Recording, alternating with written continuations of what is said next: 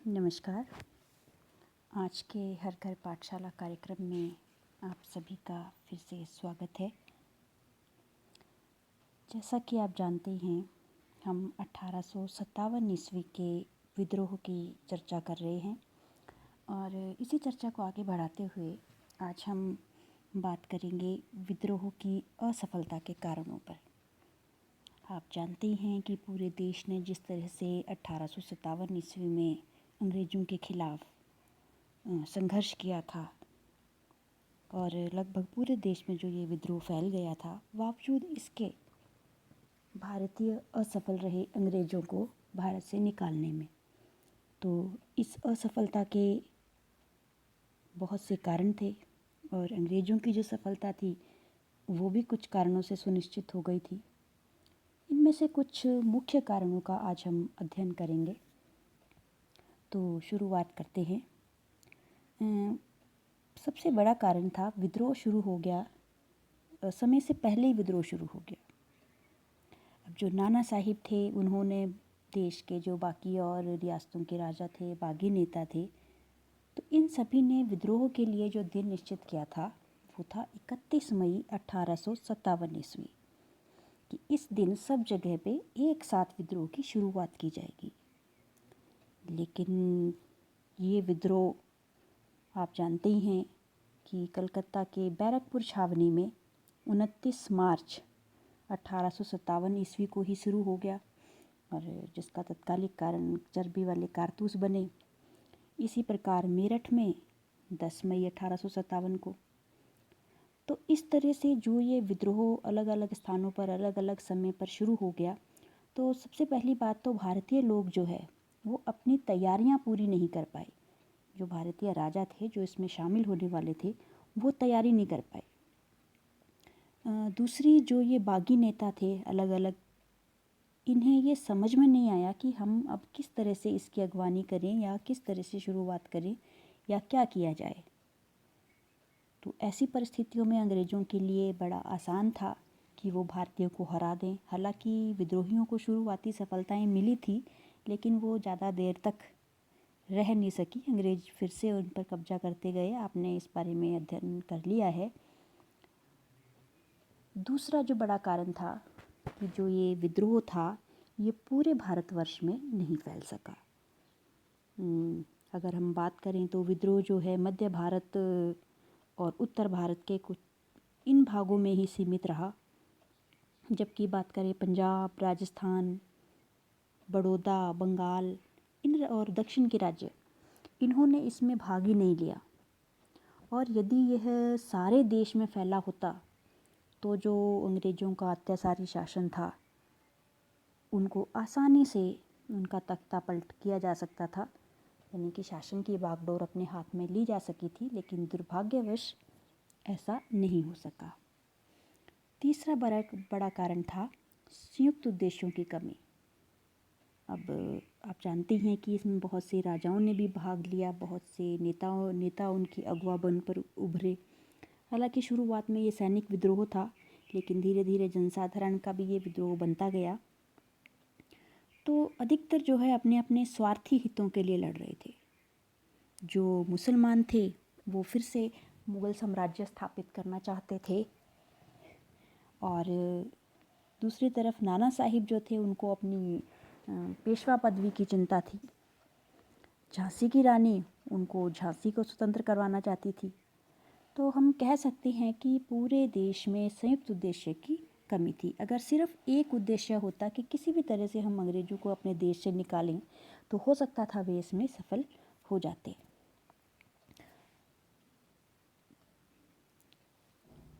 इसके बाद था साधनों का अभाव।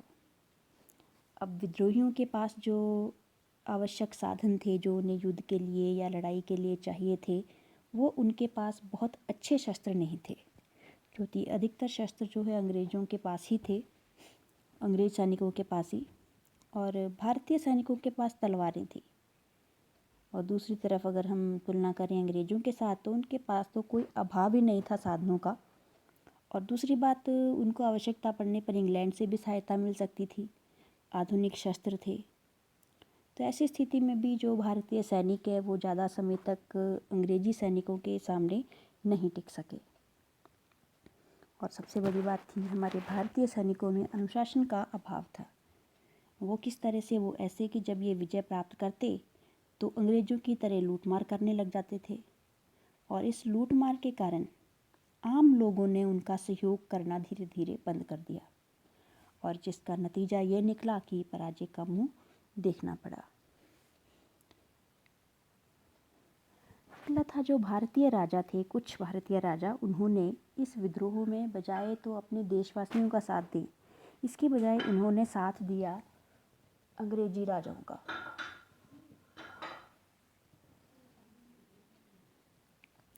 भारत के अधिकांश राजाओं ने विद्रोहियों का साथ नहीं दिया। इनमें अगर हम बात करें प्रमुख लोगों की तो वो थे हैदराबाद, ग्वालियर, पटियाला, नाभा, जींद, इंदौर, भोपाल, जोधपुर, कश्मीर, राजपूताना और नेपाल। इन्होंने अंग्रेज़ों का साथ दिया, और इन्हीं शासकों के कारण जो अंग्रेज़ थे वो भारतीय विद्रोहियों को कुचलने में सफल रहे। और लॉर्ड कैनिंग ने तो कहा था कि भाई ये शासक तूफान को रोकने में बांध की तरह सिद्ध हुए हैं। इसके साथ अगली बात करें तो भारत के पास अच्छे सेनापतियों का अभाव था। जहां अंग्रेज़ों के पास नील, निकल्सन, लॉरेंस, कैंपबेल, हैवलॉक इस तरह के अनुभवी सेनापति थे, वहीं भारतीय नेताओं के पास, पहली बात तो हमारे भारतीय नेता एक झंडे के नीचे भी इकट्ठा नहीं हो सके। बहादुर शाह जफर थे, नाना साहिब, तात्या तोपे, लेकिन एक झंडे के नीचे इनकी सेनाएं नहीं आ सकी। अगर इकट्ठे होते तो शायद विद्रोह सफल भी रहता। जबकि जो अंग्रेजी सेनापति थे इनके पास बड़ी युद्ध कला का अनुभव भी था, और उसका नतीजा ये निकला कि हम भारतीयों की पराजय हुई। और एक बड़ा कारण और था कि यातायात और जो संचार के साधन हैं उन पर भी जो अधिकार था वो अंग्रेज़ों का था। तो इस वजह से कहीं भी अगर कहीं सैनिक स्थिति कमज़ोर होती तो अंग्रेजी सेना वहाँ तुरंत रेल और सड़क के द्वारा अपनी सेना भेज दिया करती थी, जबकि विद्रोहियों के पास ऐसी कोई सुविधा नहीं थी। साथ ही अंग्रेज़ों ने 1857 के विद्रोह को दबाने के लिए बहुत से कदम भी उठाए, कानून बनाए, जिसमें सबसे इम्पोर्टेंट था मई जून के अंदर 1857 मई जून में पूरे उत्तरी भारत में मार्शल लॉ लागू कर दिया गया था। और इसका नतीजा ये निकला कि जो अंग्रेजी अफसर थे वो भारतीयों पर मुकदमे चला सकते थे, सजाएं दे सकते थे, और इसी के चलते अंग्रेज अफसरों ने न सिर्फ विद्रोही बल्कि जो आम लोग थे उन पर भी बड़े ही अमानवीय अत्याचार किए। बहुत से लोगों को फांसी पर चढ़ा दिया गया, कईयों को तोप के मुंह के साथ बांधकर उड़ा दिया गया, जेल में बंद कर दिया गया, और जेलों में घोर यातनाएं दी गई। और जिन जमींदारों ने अंग्रेज़ों का विरोध किया था उनकी जागीरें जब्त कर ली गई, और जिन्होंने साथ दिया था उन्हें भारी जागीरें दे दी गई। अगर हम इनके अत्याचारों का वर्णन करें तो बड़ा ही कठिन है, मतलब किस भयानक पैमाने पर इन्होंने, अंग्रेज़ों ने अत्याचार किया भारतीय लोगों पर, और जो अपनी सैनिक शक्ति है उसका बहुत ही, मतलब भयानक कह सकते हैं, भयानक प्रयोग किया। और इस तरह के अत्याचार किए लोगों पर कि कोई सुने तो उसकी आत्मा भी कांप उठे और वो अपने आप को विद्रोह से दूर रखे। इसके साथ ही अंग्रेज़ों ने कूटनीति भी अपनाई और सफल भी रहे वो। अंग्रेज़ों की नीति थी फूट डालो राज करो, और इसी नीति के चलते उन्होंने पंजाबी और गोरखे जैसी जो वीर जातियां थी उनका सहयोग प्राप्त किया, और इन्हीं के सहयोग से 1857 का जो विद्रोह था उसको कुचलने में ये सफल रहे। अब ये करते क्या थे, हिंदुओं को यह कहकर भड़काया करते थे कि भाई मुसलमान भारत में अपना राज्य स्थापित करना चाहते हैं, और यही बात मुसलमानों को कही जाती थी कि हिंदू अपने भारत में हिंदू राज्य स्थापित करना चाहते हैं। तो बस फूट डाल दी एक समुदाय के प्रति दूसरे समुदाय के लिए, और इसमें वो सफल भी रहते थे। और इन सब कारणों के चलते ही जो हमारा विद्रोह है 1857 का, जिसे हम प्रथम स्वतंत्रता संग्राम के नाम से भी जानते हैं, वो असफल रहा। अब चर्चा करते हैं कि ये विद्रोह था, इसका स्वरूप कैसा था, वास्तविक स्वरूप क्या था। अब इस संबंध में इतिहासकारों में बहुत से मतभेद हैं।